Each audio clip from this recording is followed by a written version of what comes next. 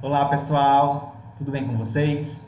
Agora nós vamos falar um pouquinho sobre aerossolterapia, tá? Então, não é nada diferente daquilo que a gente já conhece, a gente talvez conheça por outro nome, vocês talvez saibam que é aerossolterapia, mas de outro modo, né?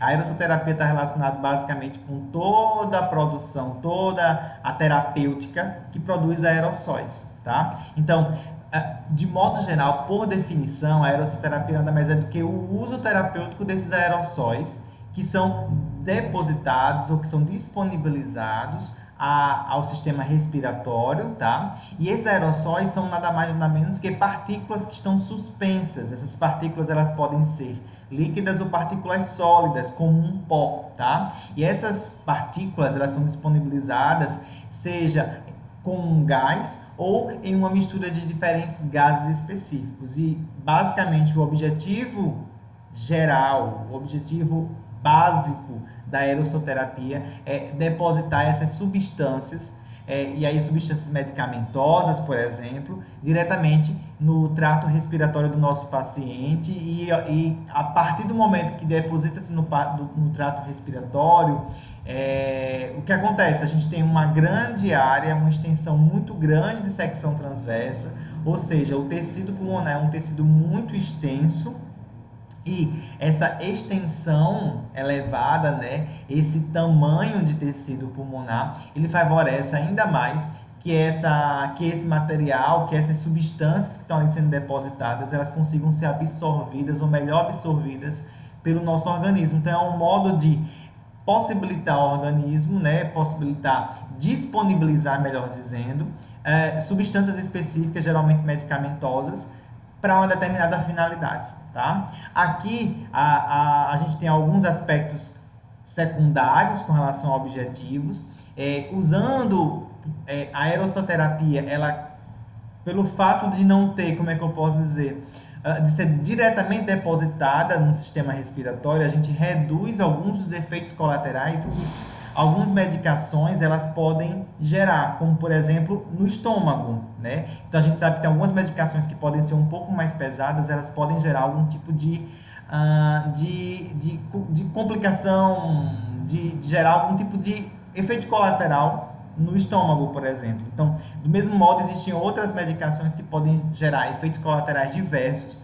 E no caso da aerossoterapia, é um aspecto positivo porque muitos desses efeitos colaterais de drogas comuns, ofertadas por via oral, por exemplo, ela é minimizada pela oferta através de aerossóis, tá? Um segundo ponto é que através da aerossoterapia a gente também consegue modificar a reologia do muco, ou seja, a partir da hidratação daquela secreção a gente consegue deixá-la mais fluida e isso vai facilitar também a terapia de higiene brônquica.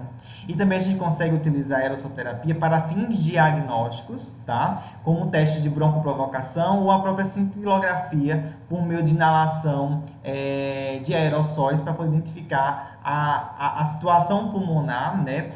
Só para vocês entenderem, a broncoprovocação é um teste específico para poder identificar ou verificar a hiperreatividade brônquica. Então, o paciente ele é submetido à inalação, tá? A um aerossol, ele é inalado e é verificada a reação àquele tipo de substância. E aí é avaliado um teste chamado teste de broncoprovocação. E a cintilografia, ela é um método de avaliação para várias finalidades. Mas a gente consegue verificar, por exemplo, a dissipação ou como está a ventilação pulmonar. A gente consegue ver por meio de aerossóis, eles são depositados dentro do pulmão, depois esses aerossóis eles são misturados a uma substância que é uma substância radioativa, e aí quando ela é depositada no pulmão, depois de uma inalação, né, aí realiza-se uma radiografia de tórax e verifica-se como é que está a distribuição daqueles aerossóis dentro do pulmão do nosso paciente. Então, é um método de avaliar como está a dispersão ventilatória no pulmão do nosso paciente, tá? Mas, de modo geral, a aerossoterapia é um recurso terapêutico muito usado na fisioterapia respiratória, objetivando primariamente, no nosso caso, remover as secreções brônquicas para melhorar exatamente a troca gasosa e favorecer, por outro lado, também a redução de broncoespasmos. tá? E aí, gente, é preciso entender um pouquinho dos mecanismos físicos que estão relacionados ao processo de deposição desses aerossóis. Então, para que o aerossol, lembrando, aerossol são as pequenas partículas que são disponibilizadas, ofertadas para a gente inalar. Tá? E essas pequenas partículas, elas passam por etapas, é como se for para chegar até o ponto que a gente deseja. Essas partículas passam por etapas, são os mecanismos físicos que podem ser barreiras para essa entrada de aerossol no sistema respiratório como um todo. Então eu tenho aqui 3 mecanismos. O primeiro deles é a impactação inercial. Quando eu falo impactação inercial, é quando eu oferto, por meio de alguma interface específica, de alguma modalidade específica, o aerossol, tá? Por exemplo, a nebulização, tá? Nebulização, a gente libera aerossóis. Então, como é que essa nebulização está sendo ofertada? A primeira coisa que a gente tem que ter em mente é a chamada impactação inercial, é quando esses aerossóis, eles, assim que entram na via respiratória, então, por exemplo, na cavidade nasal, aquelas partículas que são partículas mais pesadas, partículas maiores, são partículas que vão ficar na cavidade nasal, por exemplo.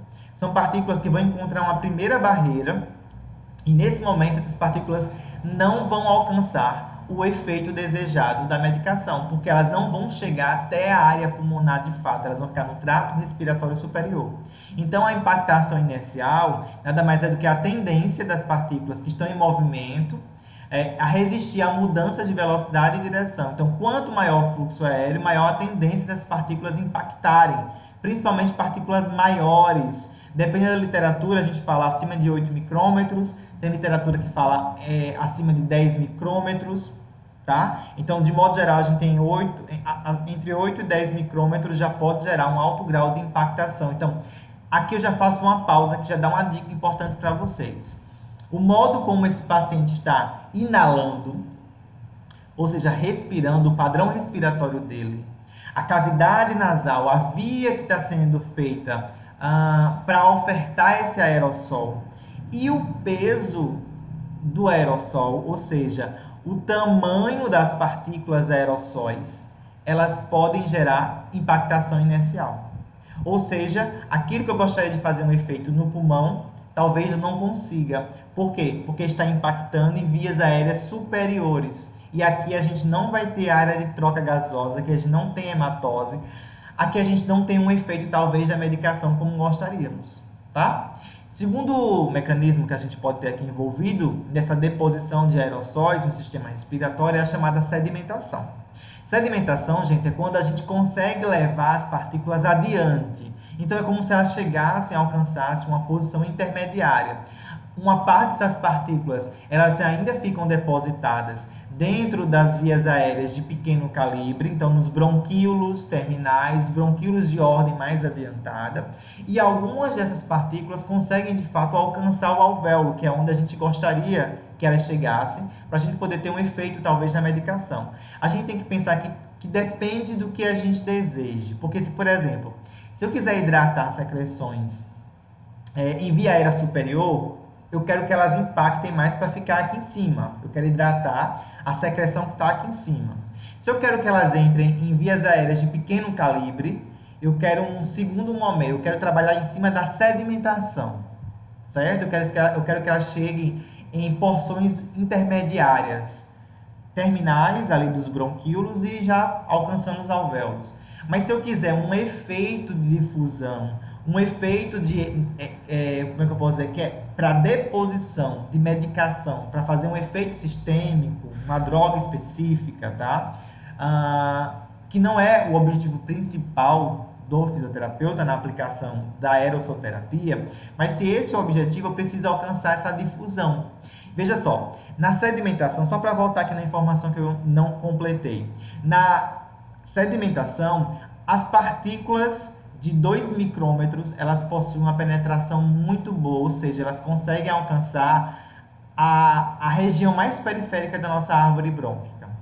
E aquelas que têm em torno de 5 micrômetros, elas conseguem adentrar, alcançar essa área em torno de 50% delas. Isso significa dizer que para a gente poder ter um efeito de sedimentação, ou seja, para alcançar a periferia das nossas vias respiratórias, eu preciso ali ter partículas que sejam geradas, que tenham partículas que tenham um diâmetro, né, em torno de 2 a 5 micrômetros, que eu já sei que eu vou ter um efeito, que essa partícula vai chegar, que esse aerossol vai chegar até posições mais terminais da minha árvore brônquica. E para alcançar a difusão de fato, eu preciso de partículas bem menores. A difusão, gente, é quando a partícula consegue alcançar a região alveolar. Ela é tão pequena que ela vai conseguir colidir com outras partículas de gases que estão ali dispostos dentro daquele alvéolo, e a gente vai ter o melhor efeito do medicamento, o melhor efeito da aerossolterapia para uma finalidade relacionada com a hematose, por exemplo. Então, para a gente poder alcançar esse resultado mais efetivo, vamos dizer assim, eu preciso que as partículas elas sejam menores. Então, partículas menores do que 3 já são partículas que a gente consegue assegurar que temos um efeito de difusão. A gente consegue alcançar um mecanismo físico de difusão, ou seja, ela está sendo completamente efetiva. E por que eu estou falando esses 3 princípios aqui para vocês, gente?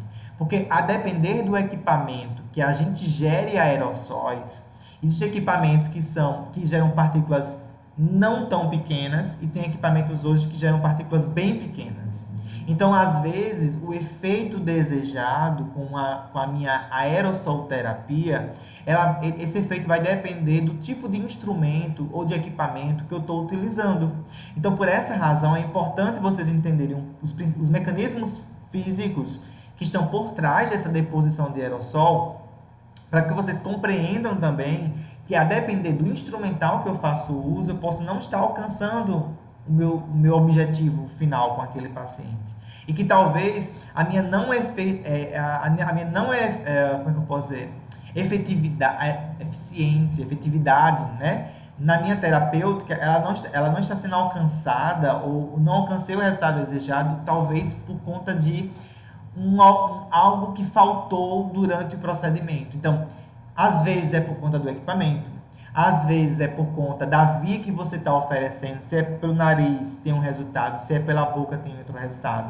Depende da respiração do paciente, porque a respiração, se ela for um fluxo muito rápido, a gente vai impactar mais partículas, não vai ter efeito nenhum, tá? A não ser que a gente queira um efeito superior, tá? Mas se eu quero um efeito no pulmão, se meu paciente estiver respirando muito rápido, não está fazendo efeito, ou vai diminuir drasticamente o efeito. Então, essas coisinhas, elas estão diretamente relacionadas com esses mecanismos físicos. Por essa razão é que eu trago isso para vocês entenderem. Então, para ficar talvez um pouco mais claro, tem essa figura aqui. Então, aqui é um exemplo, né, de aerossolterapia por meio de um nebulizador. Então, ele produz essas pequenas partículas, são os aerossóis, aerossóis.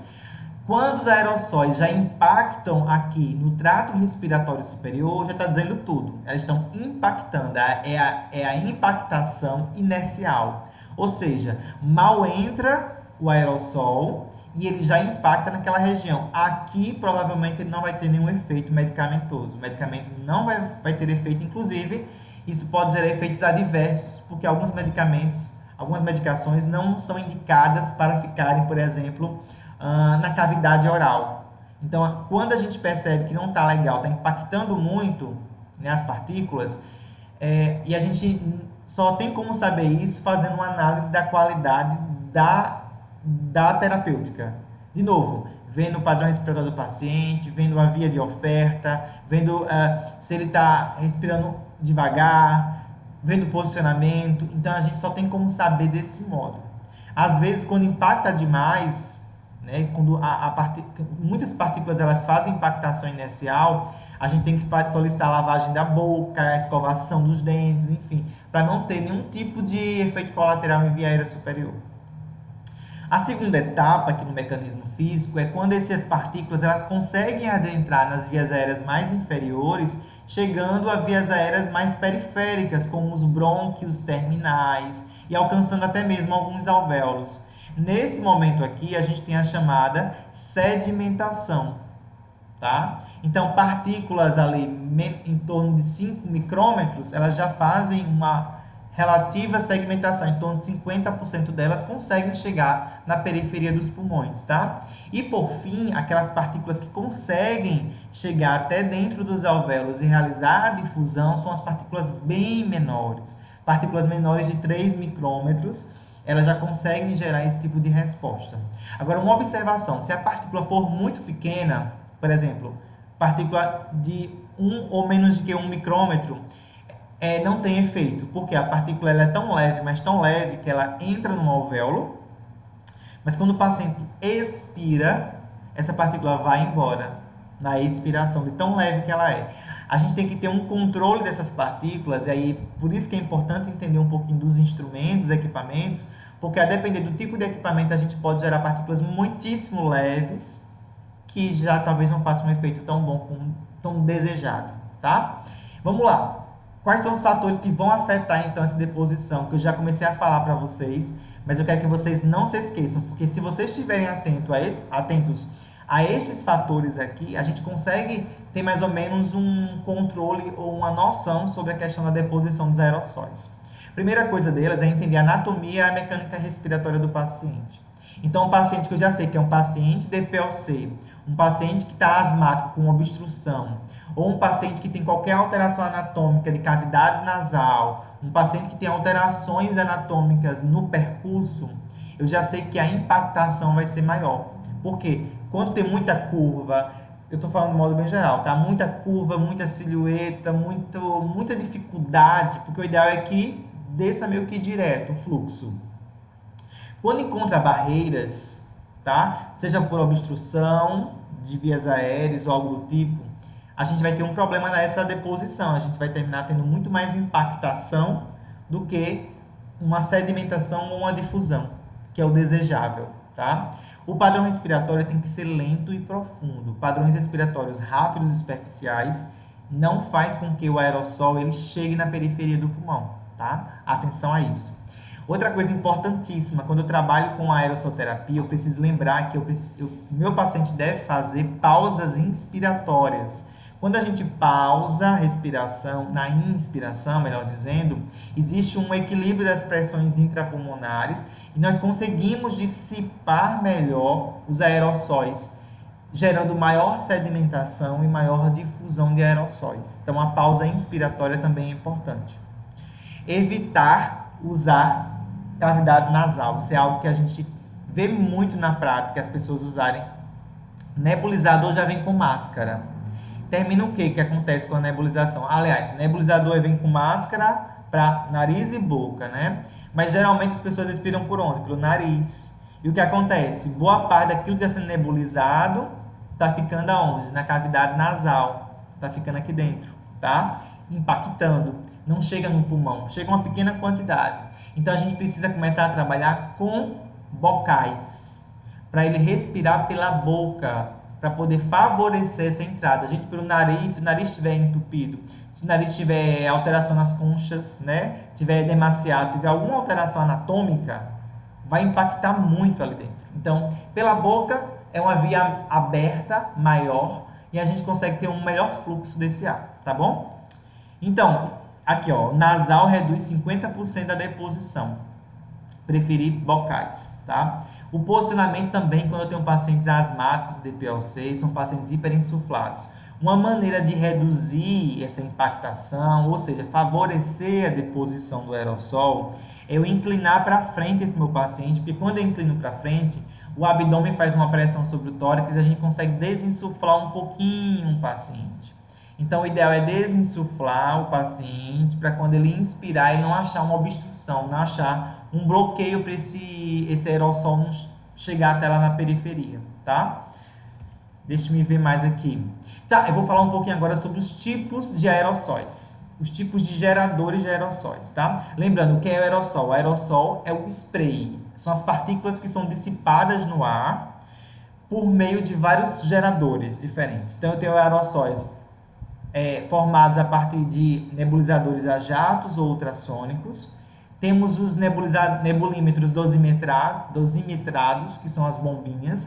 E nós temos também os nebulímetros liofilizados, que são as bombinhas em pó, tá? Também chamados inaladores em pó. Então, eu vou falar de cada uma dessas 3 categorias para vocês terem noção.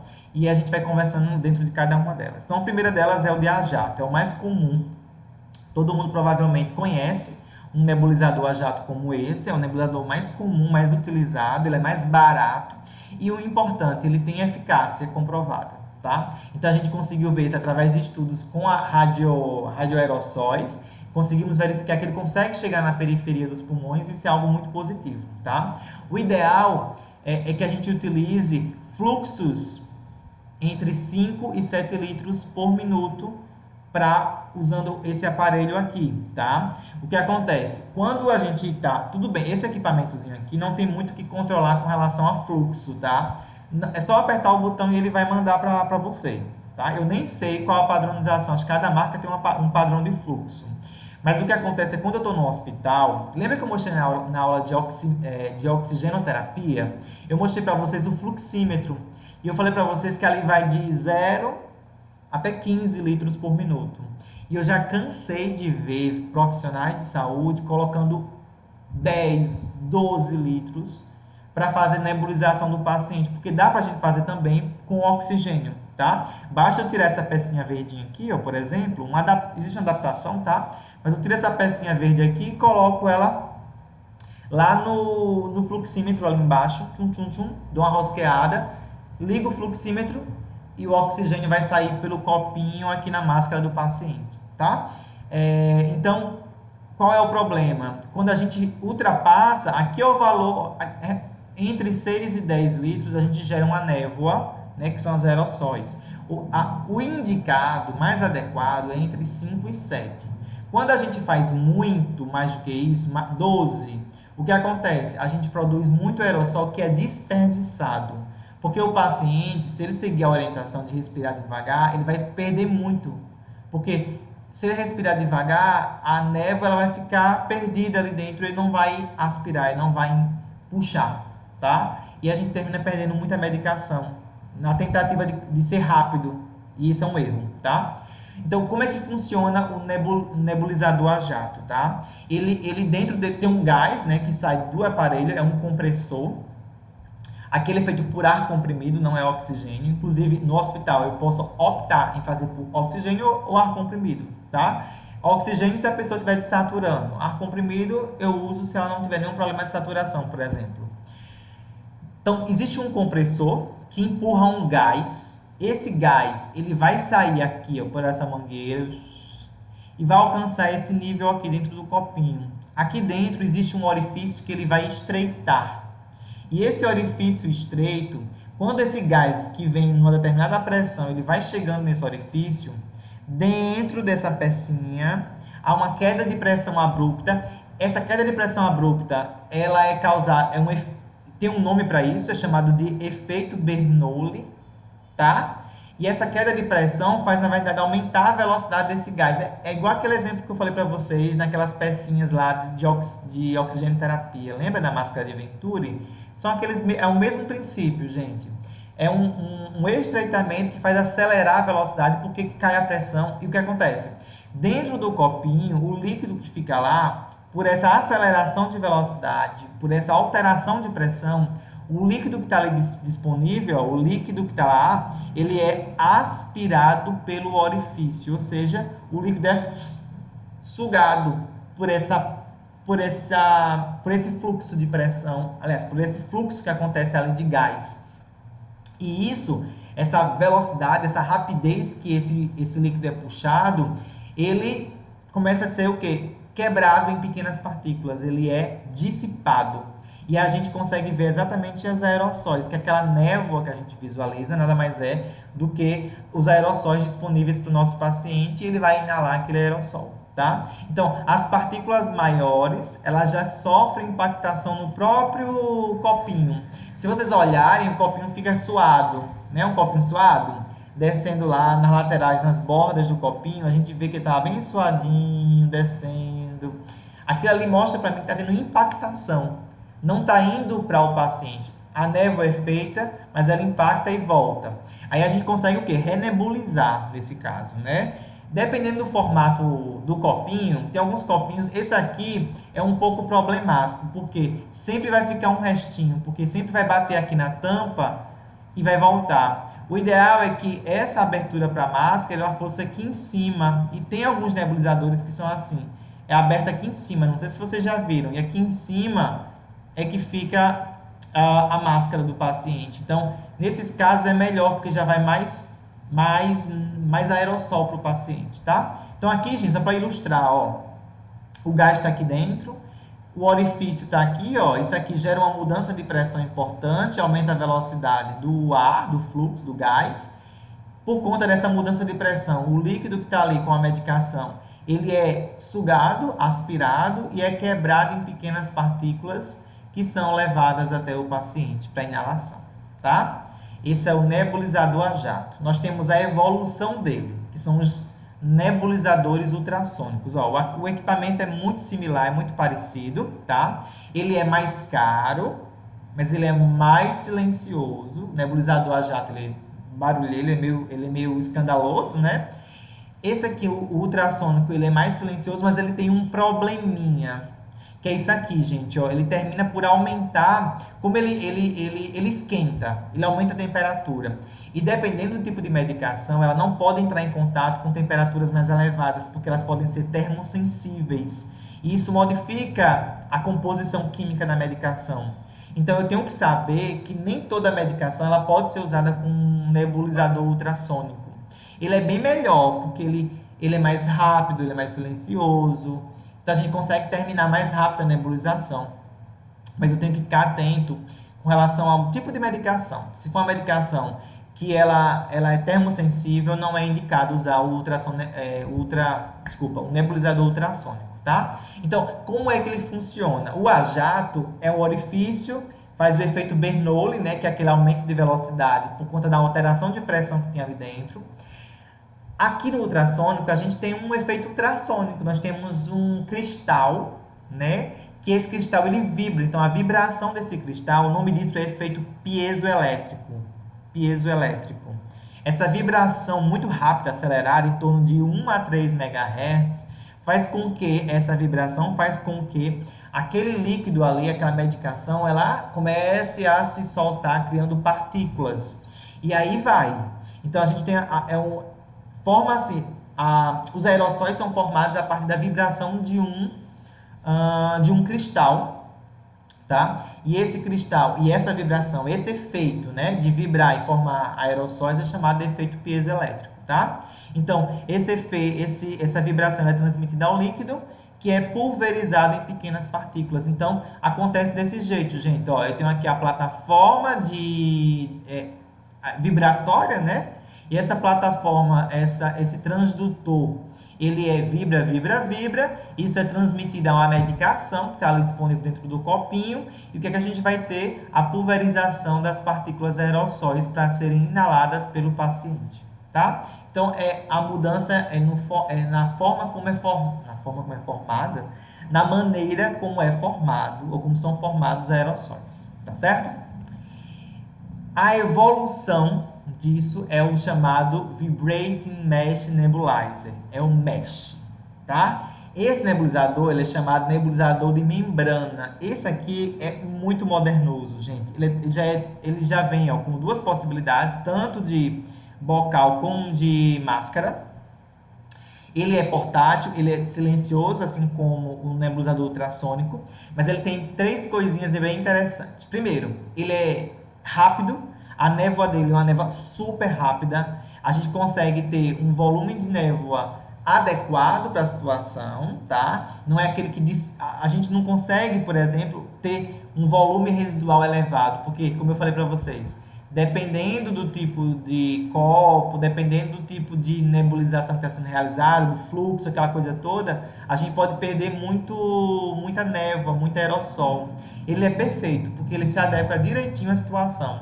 Então, a gente consegue fazer mais rápido a administração, porque ele produz uma maior névoa, ele produz uma maior quantidade de névoa, porém, essa névoa possui partículas bem menores, tá? E a gente não tem alteração de temperatura, esse é um outro ponto bem positivo desse tipo de instrumento, tá? As evidências já mostraram que ele possui um maior percentual de partículas menores do que 5 micrômetros. Ele tem maior aproveitamento da droga, porque ele tem toda a sua estrutura e sua composição é feita para ter um aproveitamento de quase 100% da droga que está ali dentro do copinho. E como eu falei também, ele já produz uma maior massa de aerossol, a gente tem um maior volume de névoa, tá?